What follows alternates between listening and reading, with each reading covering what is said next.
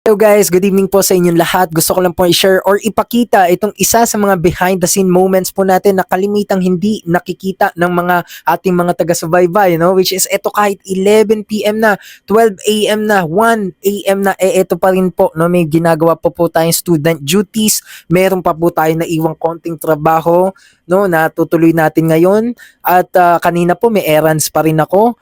Ah, nakakapagod pero gusto ko lang pong sabihin at ito nga ipakita na yung mga hinahangan po nating influencer kahit hindi naman ako successful pa eh, no? Shit, pero nagpapasalamat tayo sa inyo sa lahat ng bagay na meron tayo. Pero ang sinasabi ko lang yung mga hinahangaan natin, hindi nila one night yan nakuha, no? Or overnight success or ganun lang kadali, which is talagang pinaghihirapan po siya, which is ako naniniwala personally na great success requires a great sacrifice and also a great hard work. So yun lang, tuloy-tuloy lang tayo and kayang-kaya niyan guys. Let's go.